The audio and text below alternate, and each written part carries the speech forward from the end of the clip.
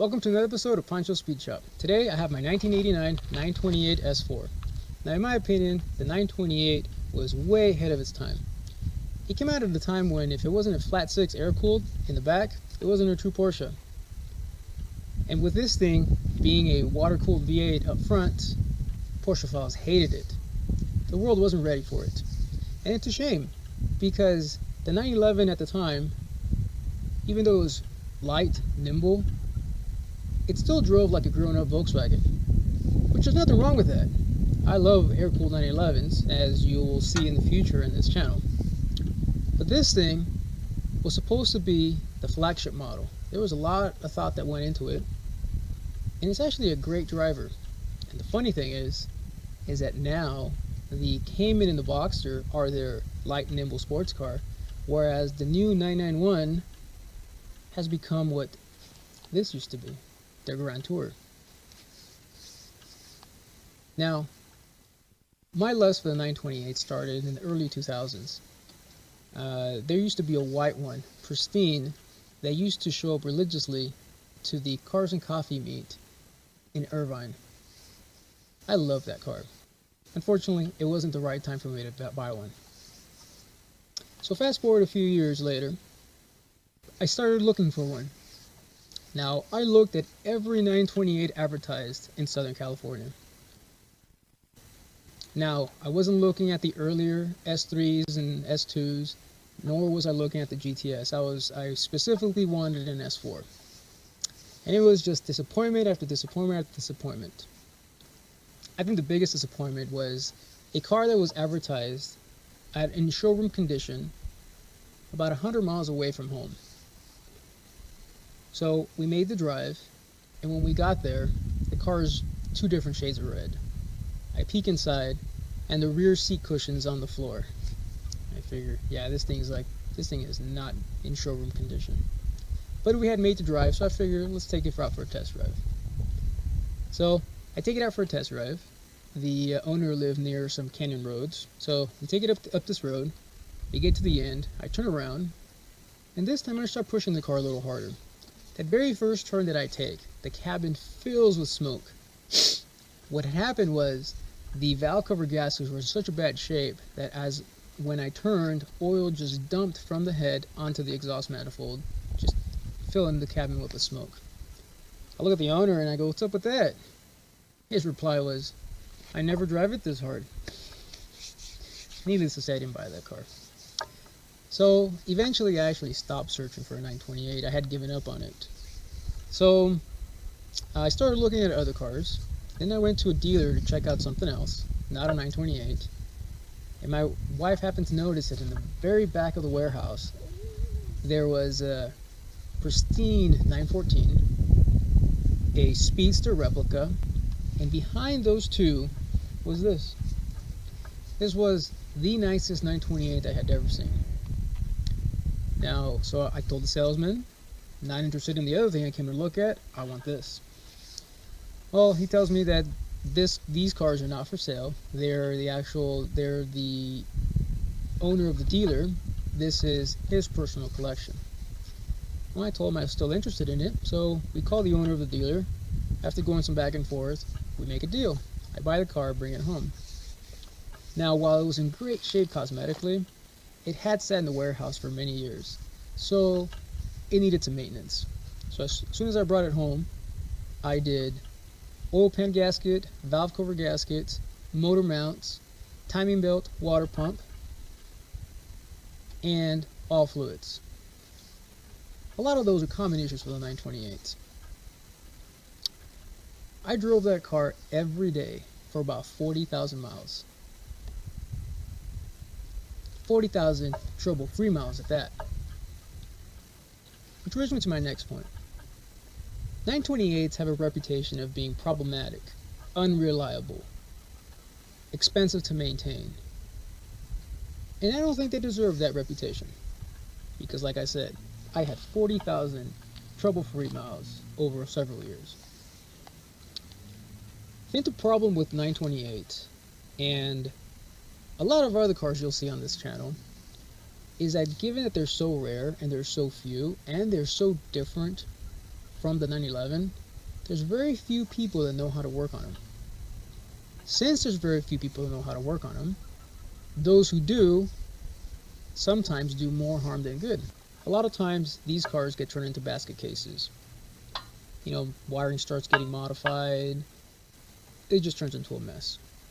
Luckily, this particular one was completely unmolested.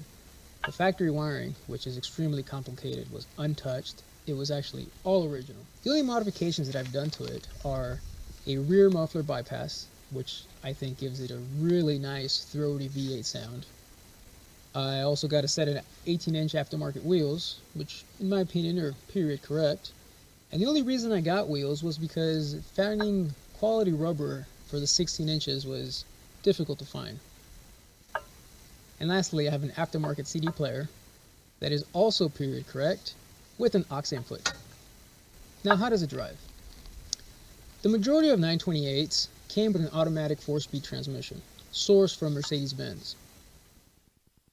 Now, a lot of people say that they prefer the 5-speed manual, but in my opinion, I think that the automatic suits the car very well as a Grand Tour.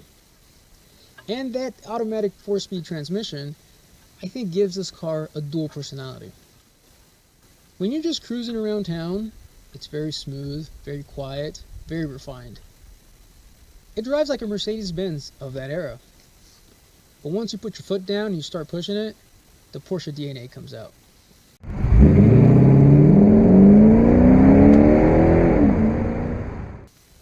So now let's talk about power. All 928s were V8s, but as time went on, the V8s got bigger and bigger and bigger. This particular one, the S4, came with a 5-liter V8 making approximately 317 horsepower. Now they're not the fastest thing 0 to 60. Because of that Mercedes-Benz 4-speed transmission, they normally start out in second gear, which make the car feel a bit sluggish. But if you put your foot down, it will start out in first gear and you'll get a 0 to 60 about 6 seconds, which isn't bad. But that's not where this car shines.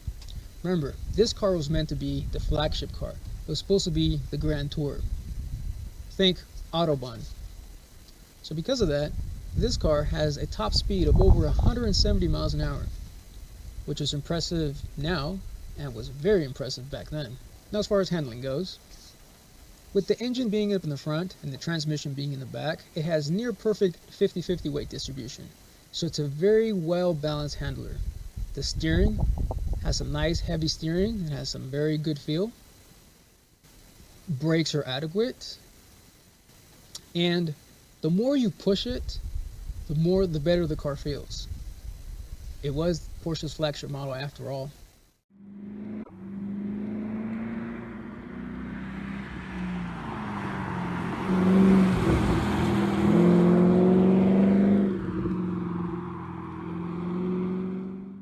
Now as far as the interior goes, it's very well appointed. It has power seats, power door locks, power windows, power mirrors, moonroof. Heck, even the rear passengers have their own AC system and their own visors. Rumor has it that the designers of the original NSX actually used the 928 for inspiration when designing the original NSX. And if you look at an NSX and a 928, the way the door panel wraps around the dash and comes down the center console is just like the NSX. I think it's a very good design, very ergonomic. It's a very comfortable car.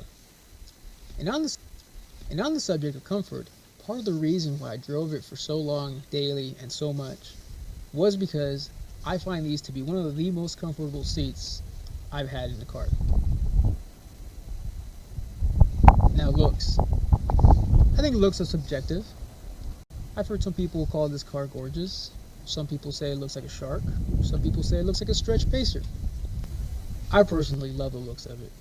I think it has a very unique design, like these pop-up headlights, for example, that even though it's very unique, I think it's timeless, where even today it doesn't look dated.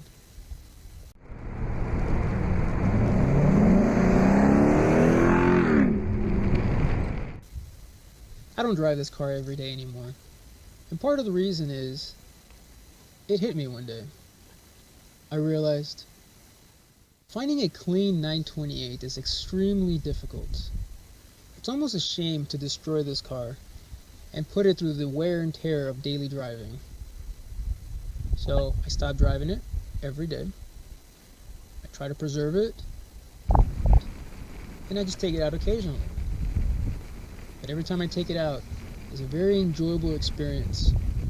I love driving it. So that's it. That's the story of my 928 S4. I hope you enjoyed it. I'll see you next time.